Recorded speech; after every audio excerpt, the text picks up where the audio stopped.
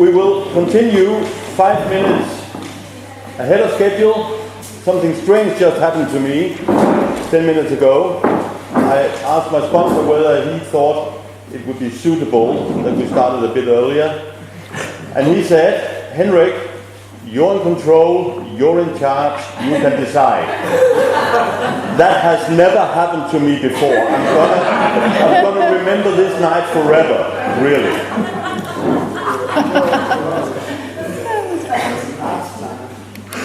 Thank you.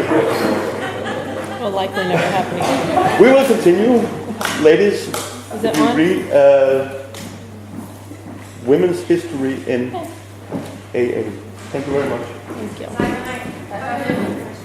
Is that working? Okay. Hey y'all, my name's Audrey Chapman and I'm a recovered alcoholic. Hi, Audrey. Hi. My sobriety date's March 2nd of 2004, and for that I'm absolutely grateful, as is everyone else in my life, I can assure you of that. I came in a little bit like a tornado. Anybody else? Did anybody else have a less than graceful entrance into the rooms of Alcoholics Anonymous? Okay, good. I'm in the right room. We're going to talk a little bit tonight about women's history in AA, and then we're going to kind of go into a little bit about what this program is really about, and what we're going to be talking about tomorrow.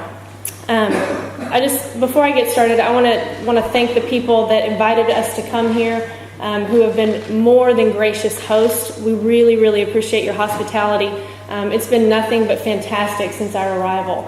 Everyone here has been so kind and welcoming, and I kind of don't want to go back to Dallas.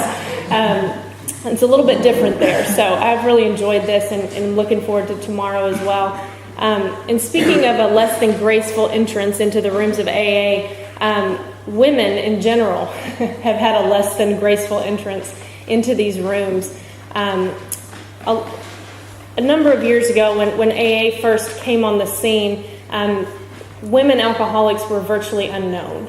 It was not necessarily acceptable for a woman to be an alcoholic, much less be the kinds of alcoholics that we saw initially trying to come into the meetings.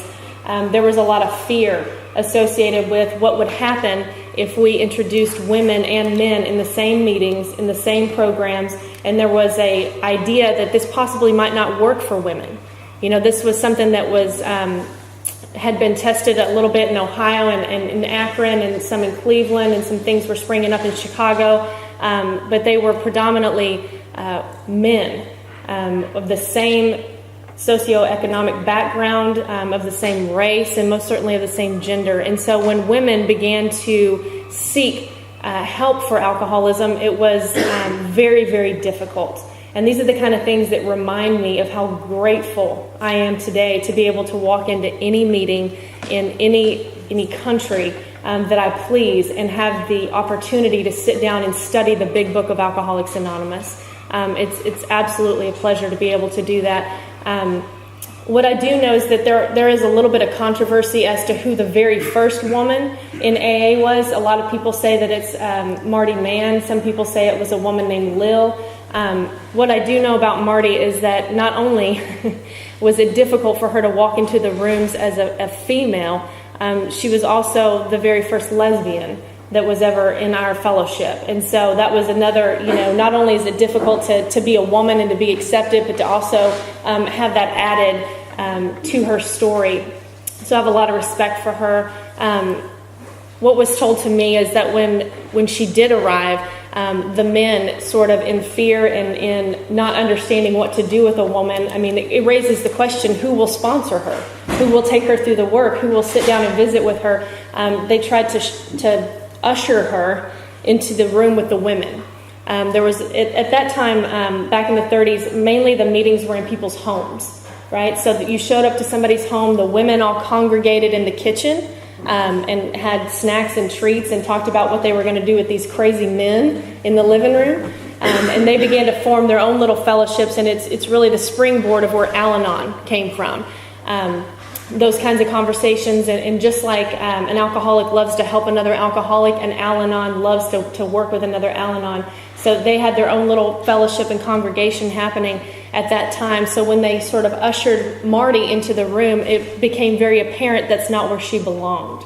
although the men were very disturbed with her presence in the living room. And it was actually Lois and Anne, God bless those two women for a multitude of reasons, that said, no, she is going to sit in the other room and everybody's going to play nice. And I'm paraphrasing. I'm sure that's not exactly how she said it. But, thank God for those women who recognized that she had a problem that they couldn't solve, and that she more than deserved to sit in the room with the men and talk about recovery and talk about these steps. And that was a big reason that she was able to go into that room. I always think it's funny when you look at, many of you probably love to study the history and read a lot of these books like Dr. Bob and the Good Old Timers. And I always find it funny that Bill writes his story as Bill sees it, right? And Lois writes hers, Lois remembers. Right? So you can see there was possibly a conflict of us remembering how that really went down. But Marty did have a great presence and went on to be a huge advocate for Alcoholics Anonymous. Not only that fellowship, but went on to be a part of the organization for alcoholics and drug addicts on a national level, and promoted recovery and was a huge influence. She was not the first woman to achieve and maintain permanent sobriety. She did go through quite a few relapses, as a lot of us do. And so again, it presents a question of, do we really count her as the first woman in AA? And I got to tell you, from my perspective, it doesn't really matter. What I love is that she had the courage to walk into the room and demand a seat, and it gives me goosebumps thinking about it, because it's not easy. It's not easy to come in as a woman. It's not easy to come in as a young person, as anything different in any room, but she had the courage to do that. And I have a lot of respect for her for doing it, and many followed her. She did not only become the National Council on Alcoholism, she did author the story Women Suffer Too. And many of you have probably read that and maybe not realized that that's who authored that, but she in fact was. Another woman who came in, I have to take notes. Has anybody else drank away their memory? Am I the only person? It's a problem. I was joking with Margareta earlier that I used to have a phenomenal memory. People would count on me to recall conversations that had happened in detail 15 years prior. Now I can't remember what we talked about in the car ride on the way over here. So I am somebody that has to write some things down when I do these workshops, so you'll have to forgive me. Another person that I've looked at from Ohio was a woman named Ethel. And what was so cool about her is that she was sponsored by non-alcoholics, which is kind of interesting. It's a problem that we kind of see. You guys see it here. We see it in the States. There's not enough women in our fellowship that are strong in the program, taking everybody through the work. And it's why I so appreciate what Margareta said earlier when she said, the women that are in this room, work the steps. We need you. We absolutely need you. Ethel was sponsored by Dr. Bob's wife. And she was also sponsored by Sister Ignatia, who's a huge benefactor to our society as a whole. And a lot of these people are not given credit where credit's due. I'm a huge fan of Bill Wilson and an even huger fan of Dr. Bob. But there are oftentimes so many people behind the scenes that don't get that recognition, and we don't even know about them. I certainly didn't. The Big Book was the only thing I read for years and years in sobriety until I became interested in some of the history and began to look at some of the other literature. And it's pretty fascinating to see all the little parts that were vital to us coming together. And I got to tell you, I'm not a believer in fate. I'm not a believer in coincidence. I am a huge believer in the synchronicity of the power of God. And I look back over the history of our fellowship and look at the components like Sister Ignatia and Henrietta Seiberling and how they each played a delicate hand. And had they not, we wouldn't be sitting here. We just wouldn't. And I think that it's so important to really understand where the power comes from. Right? Because so often we think, well, it's me and I'm sober and we're doing this together and this is all well and good. But I have to understand where that power really comes from. That's humility, right? Knowing that it comes from the only source, which is God. And I know sometimes we don't like to use that word. Some of us like to use the word higher power. Some of us like to use the word spirit of the universe. And I got to tell you, it doesn't really matter what you want to call it. It is what it is. And we wouldn't be sitting in this room without it, right? Peter laughs at me. He spends a lot of time laughing at me, I notice. Don't think I don't see you.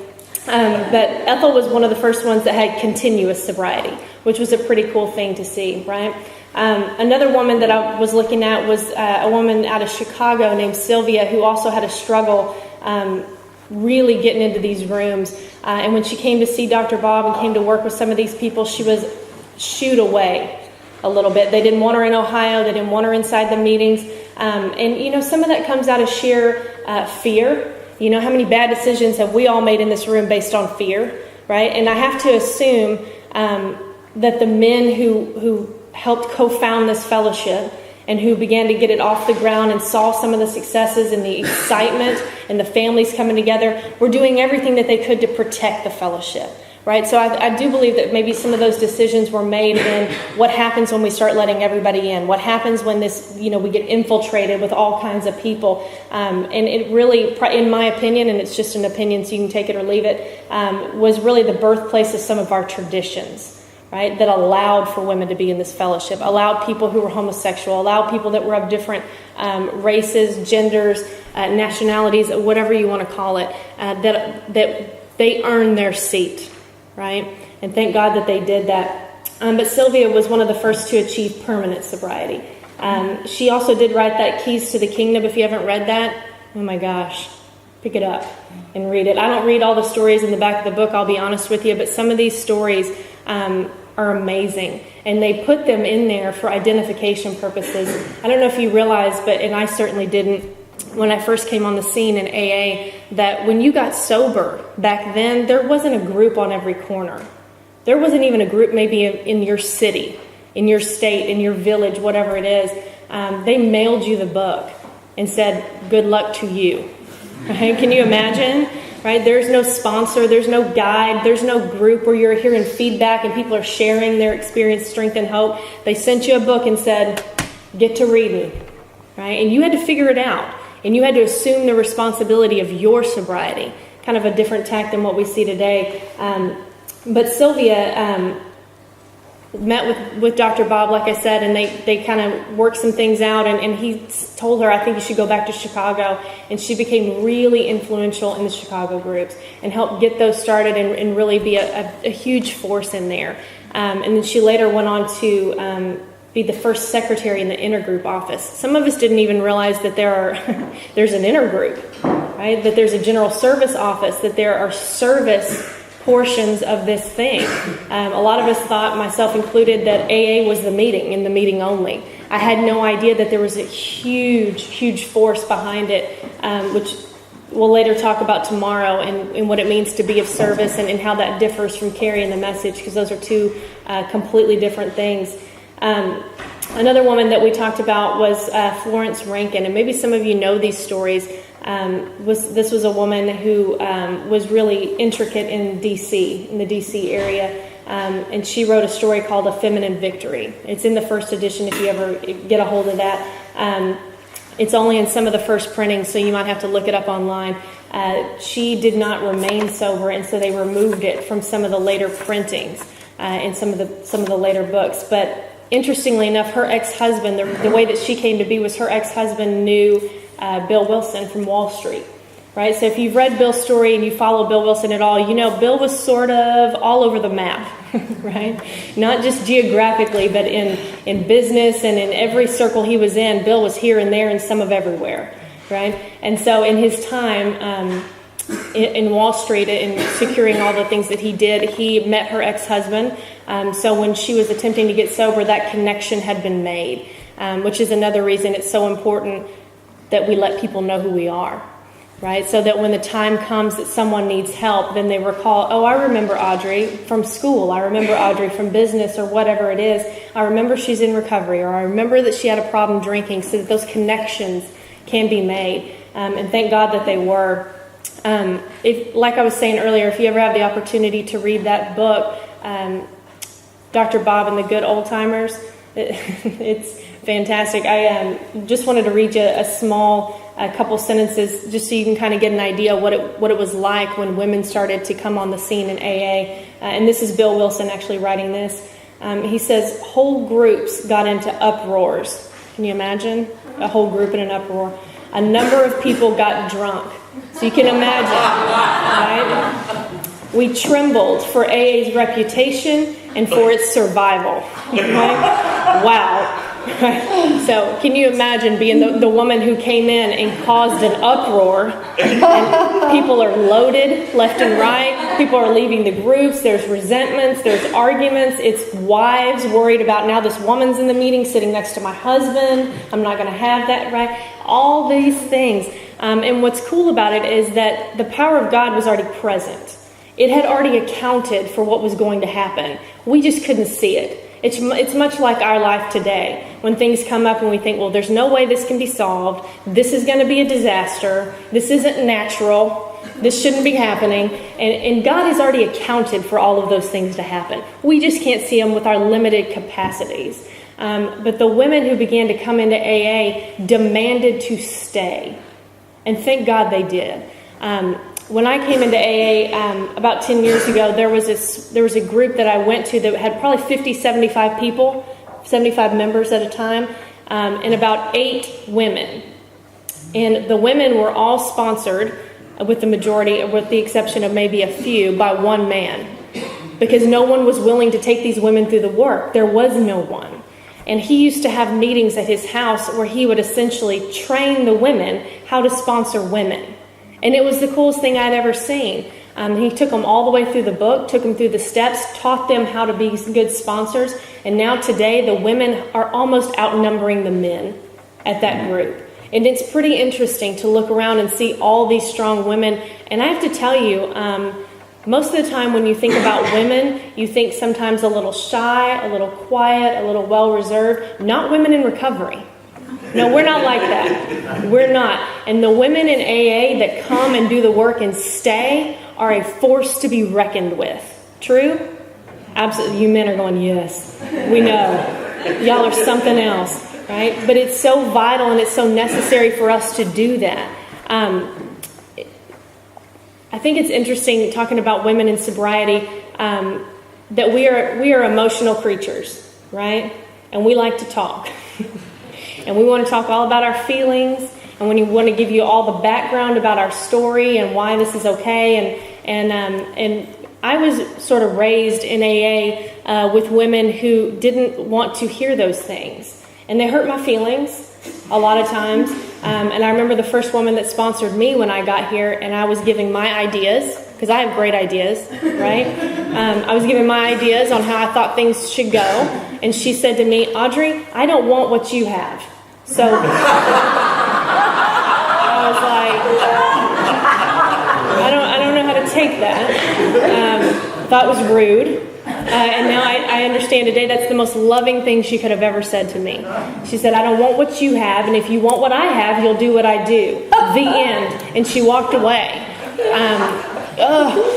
It hurt me deep. But I had women like that shut me down.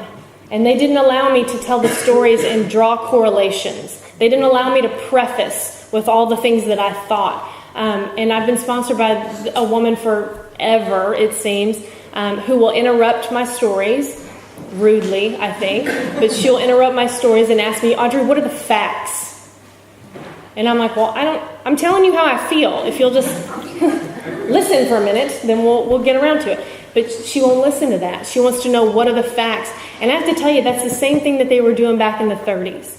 You didn't come into meetings and you didn't share your thoughts and ideas. The meetings were held to see how they could better help the newcomer. That was it. And they didn't let you come and audit the meeting and sit in the back and not participate and not do anything. They wouldn't even let you in the meeting till you had started to do some of the work. Did you guys know that? I didn't know that because I went to AA. Maybe some of you have this experience. I went to AA for a while and sat in the back, and I didn't talk, and I hope to God that we didn't make eye contact and that you didn't try to hug me, right? Because I don't know what it is about AA people that y'all want to hug each other. Everybody wants to hug each other, right? And I was like, I don't want to be touched. It just kind of freaked me out. And so I wanted to sit in the back and not do anything. And they didn't allow that back in the 30s. They said, here's what we do. This is what the program is about. They ask you to read the book and read the entire text. Can you imagine? Right? Read the whole book. And if you want to do this, from start to 164, who knew? There's a whole program contained in there. Right? And they would take you upstairs. They would start the work. And once you did a third step, then you could join the meeting. then you could be a part of. Why? Because they needed you to have already tapped into that power so that you could be of service in the meeting. That's a novel idea, isn't it?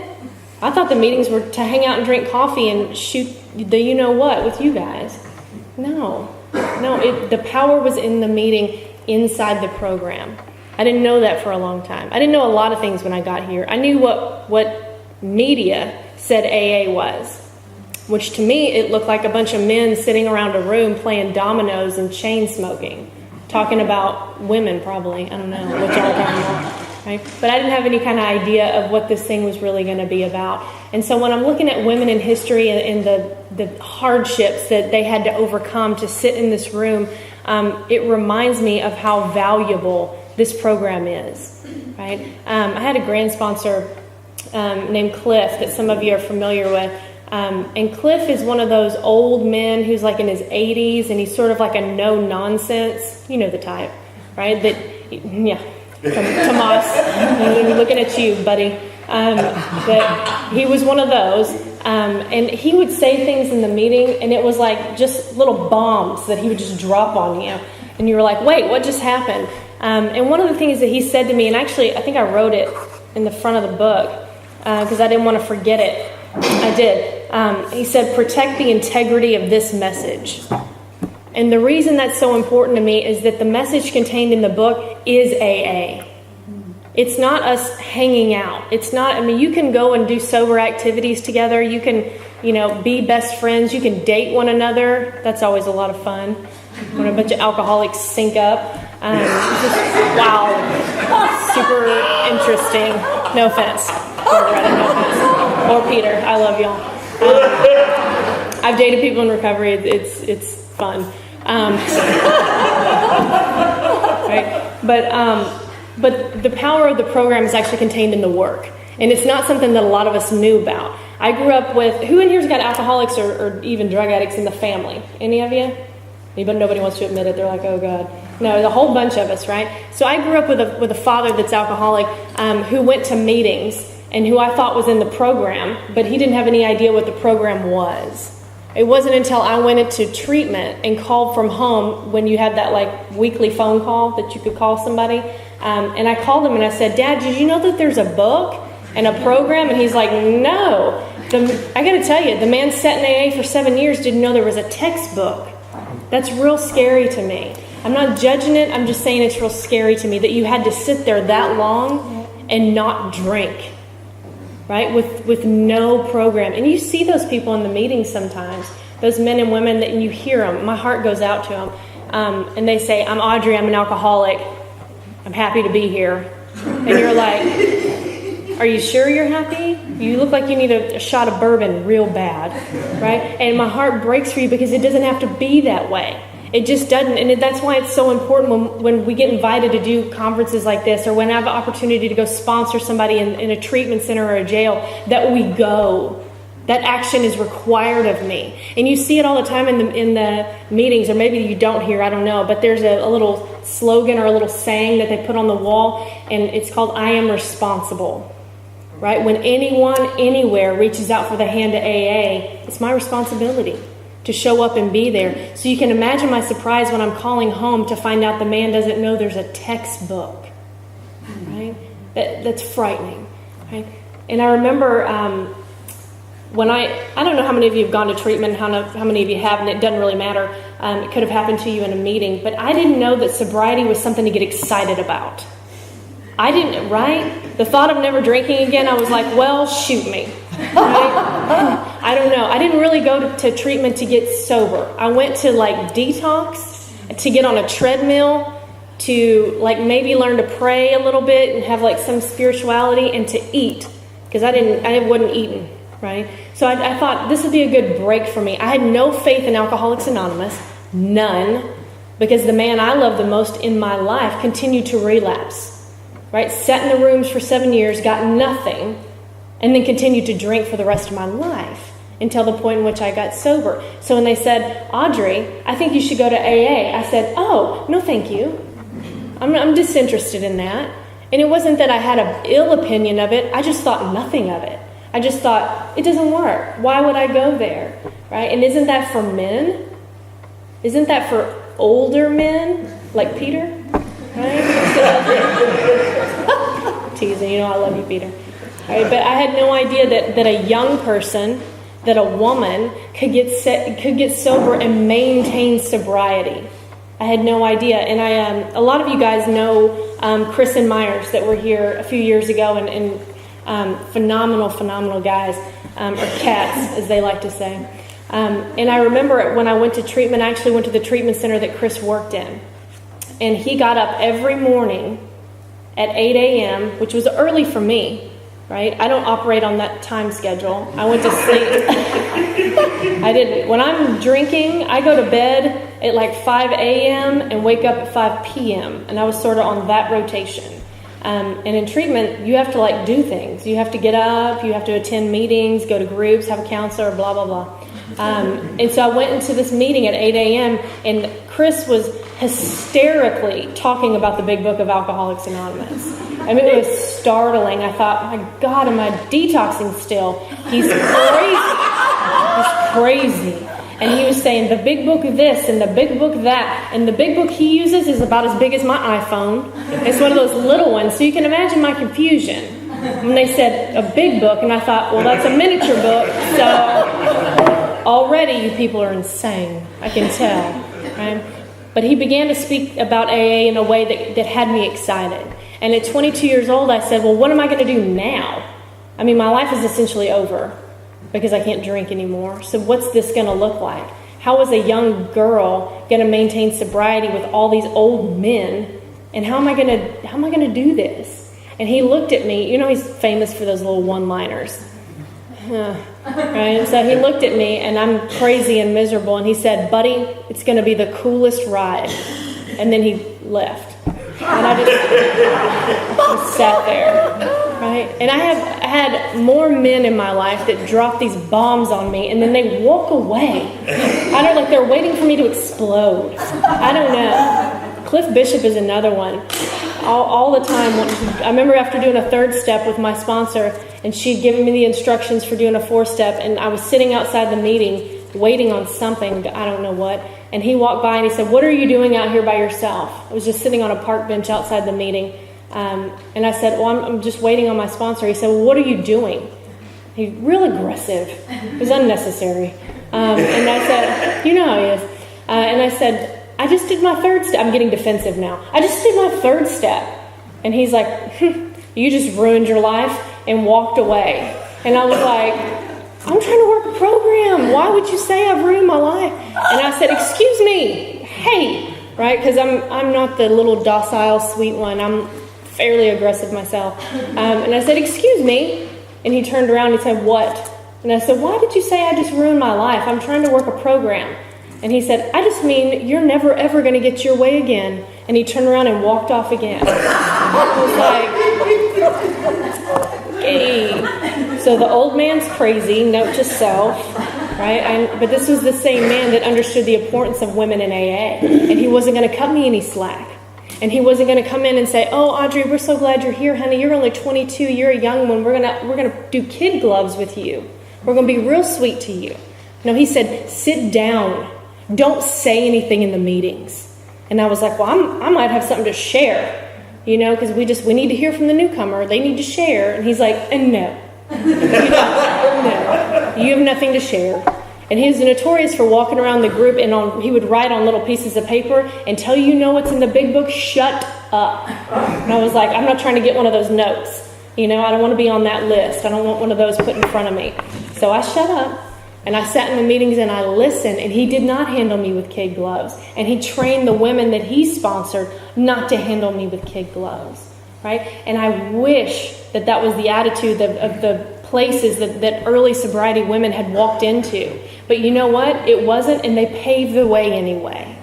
That's pretty cool when you think about it. Otherwise, I would have had to have paved the way. And God only knows where we'd be today if it had been left up to me, right? There's no telling. But they paved the way for me to sit. I earned that seat in AA. And I will, by God, stay here. Right? And like I hope that you women do too. I see a whole bunch of you that I can tell have done the work. You know how I can see? Because you have rest in your eyes. that internal condition that Margareta was talking about that causes me to be in disarray all the time. I'm irritable. Everybody and everything pisses me off. I'm slightly on edge at all times. I'm restless. I don't sleep well, and when I sleep, I can't shut my brain down. I'm discontent. I was constantly saying, I'd be happy when, ... I'll be okay if I could get all my little ducks in a row. But they never worked, right? That stuff has left you, and I can tell it by some of you that I've talked to.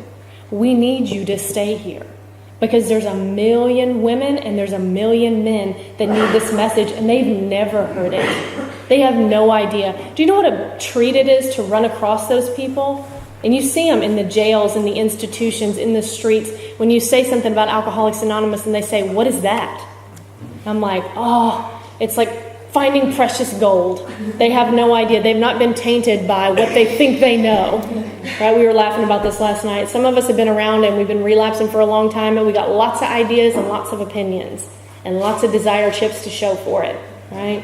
When you find those people that don't know anything, it's like a gem. Right? It's a fresh slate.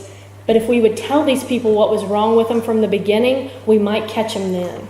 Instead of trying to lovingly pull them down and say, I love you. I'm going to love you until you can love yourself. And we're just going to sit in the meetings and we're going to hold hands at the end and we're going to chant like a bunch of crazy people and hope that we stay sober tomorrow. That is not what AA is about. It's not. And that's what I thought it was about when I went to the meetings until somebody sat down with me and taught me this textbook and said, let's qualify you. You ever heard that word? It's slightly offensive to some of you. Nobody needs to qualify me. I belong if I say I belong. Fine, you belong. I wouldn't want to be in this club if I didn't have to be. Let me just be real honest with you. I love y'all, but this is Alcoholics Anonymous, right? If I didn't need to be here, I'd probably be playing bingo, right, tonight. I love bingo. I love old people, though, right? I would be playing bingo, or I would just be hanging out. Let's qualify each other and see if we need to be here. There's nothing wrong with that. Some of us get fairly aggressive when we use the word qualify. It's very real and it's very necessary. And Bill Wilson understood that and wrote extensively about a language of the heart. One alcoholic sitting down with another alcoholic. Margareta and I, before we did her 4-step, I think we had like one conversation. Immediately, our spirits sync up because we're the same. And it's okay for me to ask her those questions about her drinking. And it's okay for me to take her through the text and say, is this you or is it not? Right? That's loving somebody. To allow you to sit in my fellowship and waste away is not loving.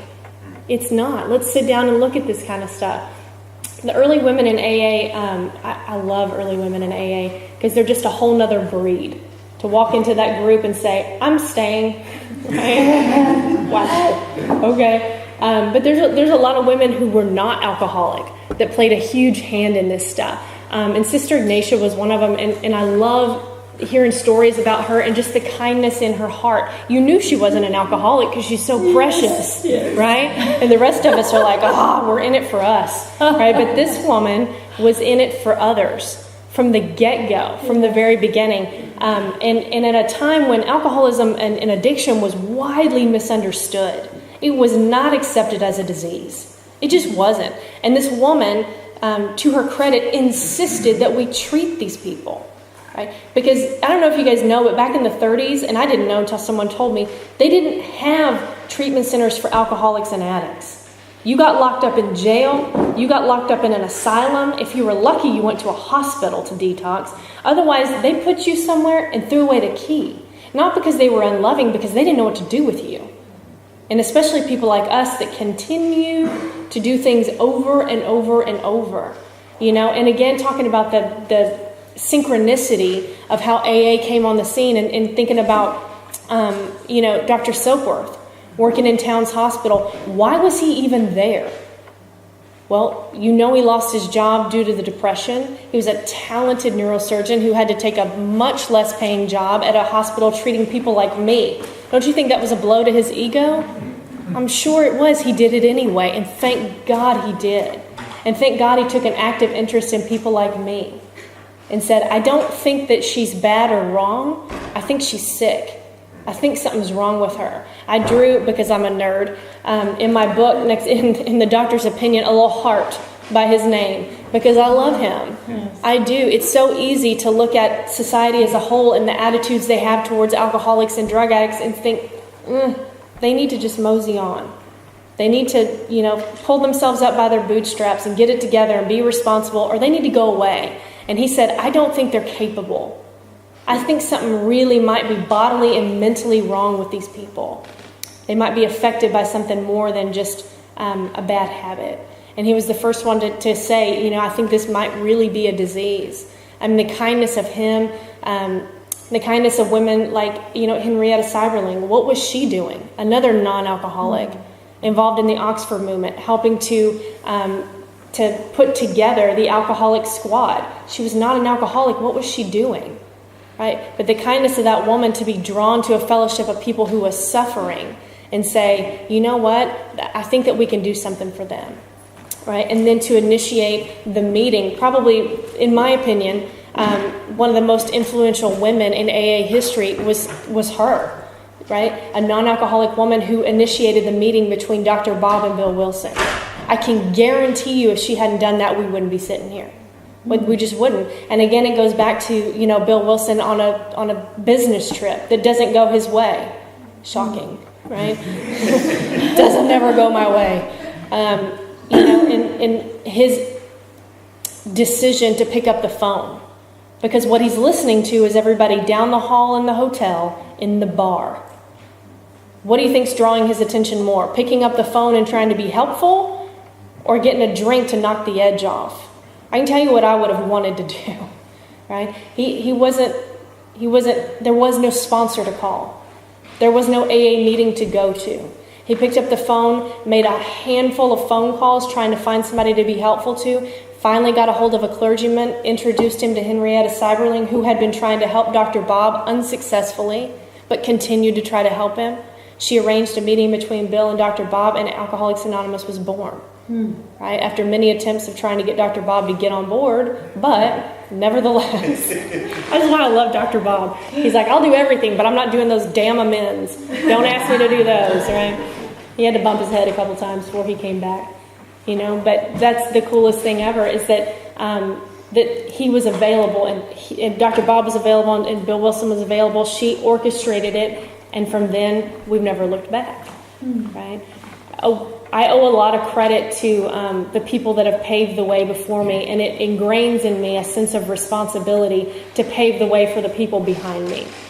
I don't know how you guys felt when you got here, but I still thought everything was about me. Anyone else? Right? I knew it. Right? And at my AA meeting, they had a bulletin board, and it had like the meeting schedule and people's phone numbers, blah, blah, blah. And then it had a sheet that listed out all the places that people carry the message. And it was, crazy amounts of places. Jails, institutions, detoxes, halfway houses, all these places where people were going to take a meeting to be helpful to somebody. And my sponsor said, you need to pick something from that board and you need to go. You need to have at least one weekly commitment. And I was like, excuse me? I'm here for me. And I didn't say that out loud because that's stuff you can't really say out loud, So I was busy a lot. I told you guys I didn't have a graceful entrance into AA, and I had a struggle when I got here because I still had a lot of ideas about what I thought I knew. And she very quickly smashed them for me. And she didn't tell me about Alcoholics Anonymous. She showed me Alcoholics Anonymous. Does that make sense? Right? She didn't just say, you're gonna go and do these things. She said, pick one and we're gonna go. I'm gonna show you how to carry the message. Right? The early women in AA, they didn't have that luxury. They didn't. So shame on me for not capitalizing it the moment I got here. But I very quickly learned at my home group, if you didn't carry the message and you didn't live by spiritual principles and you didn't bring your book into the meeting, you didn't last. Not because they would kick you out. I know they wanted to kick me out probably. Not because they kicked you out, but because you didn't run with the herd. You got left behind. And so I quickly understood, I better crack this book open. I remember sitting in the meetings and I'm like highlighting things. I don't know what the hell we're talking about, but I'm highlighting because she has that part highlighted, so I'm starring it, I was like, I better get on board with these folks because they're running hard and they're running fast, right? And they showed me how to do that stuff. And my sponsor thrust me in front of a group of women at a treatment center and said, you're going to do step 2. I'm doing step 1, you're doing step 2, and this woman's doing step 3. And I was, again, always my position in life is like, hold on, wait, let me think about it for a minute. Oh, is there any other analyzers in here? You got to think about everything, come up with a solution. I got to feel okay about it before I do it. Wow. Right? And I very lovingly have had women in my life strong enough to say, I'm disinterested in what you think or how you feel. I'm only concerned with what you're going to do. And I'm like, okay, guess we're doing this, And so she took me to the treatment centers and in some rough areas of town. And it was the coolest experience I've ever had. She put me up there and I stood in front of these women and talked about step 2 with my book shaking. She and I were laughing about this before. I have terrible anxiety. My voice would shake. The book, I was like, I can't hardly read it because the book was shaking so badly in my hands. Again, she did not care. She said, you got 10 minutes. Tick-tock. Let's go. And I'm like, okay, I almost wished I'd had a man sponsor because I thought maybe y'all would take some pity on me, like you'd be sweet to me or something. No, didn't happen that way. And I'm so grateful that it didn't. You know why? Because women in AA are on the rise. They are. And you know why? Because strong sponsorship begets strong sponsorship. It breeds another group of women who understand that textbook. And when you understand that textbook and you know for sure what's wrong with you, you're willing to do anything and step over anything in your path. Does that make sense? That's how I drank. Is that how you drank? God help you if you got in my way, right? Because I'm drinking. So you can either get on board or you can head out the door. It makes no difference to me. But this is happening. And I take that same attitude, I've adopted it into Alcoholics Anonymous. I will get sober. I will stay sober. And God help you if you get in my way. Right? I've got a family that has grown to be very supportive. But not all women are fortunate that way. We see a lot of women, and I worked in the treatment field for some time, and I used to look at the community of men. There'd be 40 to 50 strong on the men's side. On the women's side, we'd be lucky to have 12, 15. And I began to ask those questions. My director and I, Marcia, got to be very, very close friends. And I said, what do you think it is about women not seeking help? What do you think it is about us seeing fewer women in our fellowship, in our meetings? And we got to discussing these ideas, and it helped me understand that not everybody has the same luxury to have a spouse that's supportive, that says, if you need to go to treatment or you need to go to a meeting, I'm there for you. I think women may have a harder time with that. I've held more than one woman as she wept for her children while she was sitting in treatment. It's hard for us to do that kind of stuff, right? We're taught I need to be there for you and I need to be there for him and I got to tuck my kids in and I got to, baby doll, but you can't do it when you're loaded, right? The delusion is, well, I was there for my kids. I was there for my spouse. I was there for my family. No, you were physically present. You have never been there.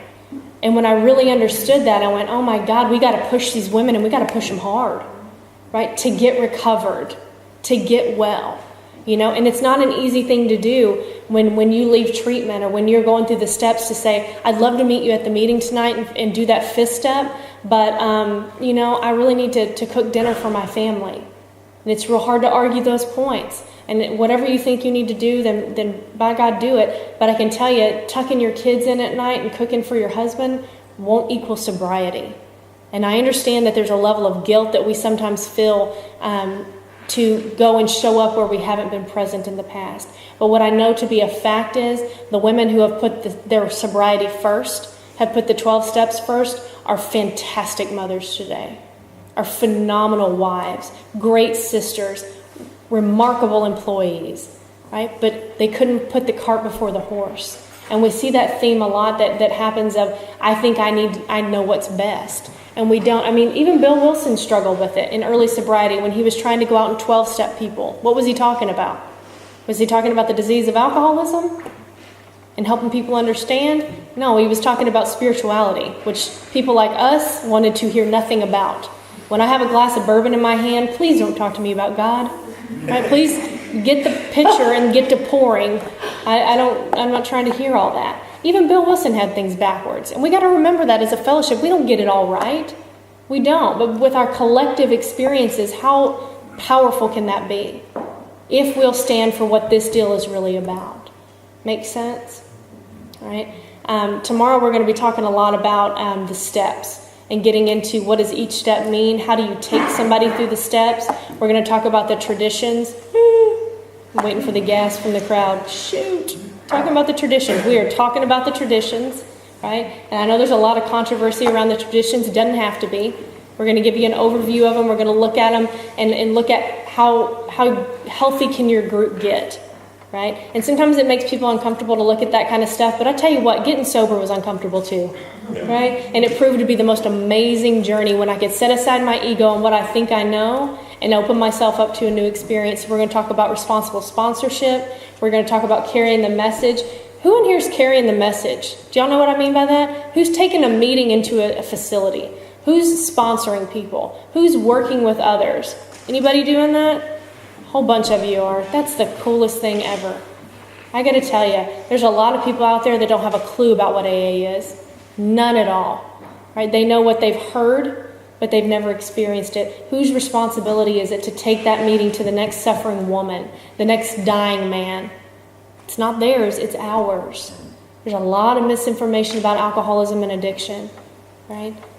Well, why don't they have the right information? Because we got to get on the firing lines and do it, right? Back in the day, the medical community was super involved. The Alcoholics Anonymous, they were a fan of it. They were. They sent people to us. They spoke well of us. They wrote things about us. Do you think that's happened in 2014? Hell no, it's not. Right? And why?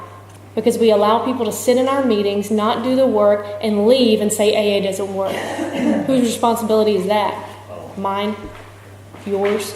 If you're a sober, recovered member of Alcoholics Anonymous, it is. Right? And we're going to sit and we're going to laugh about a lot of things because I'm a fan of laughter. And I think that, man, if we're sober today and things are good, why not laugh? Why not have fun? But there's some real earnestness to this program, and it's deadly. It's deadly. So we're going to talk about some things that may be a little hard and may make you a little uncomfortable, and I'm okay with it. So I'm going to need y'all to get okay with it, right? It's going to be fun. It really is. We're excited for tomorrow. We've been talking for a while about going through the steps and the things that are important to us and the experiences that we've had over the years. And I just want to tell y'all thank you so much for your hospitality and for having us out here. And we're really, really looking forward to tomorrow. Cool? All right. Thank y'all.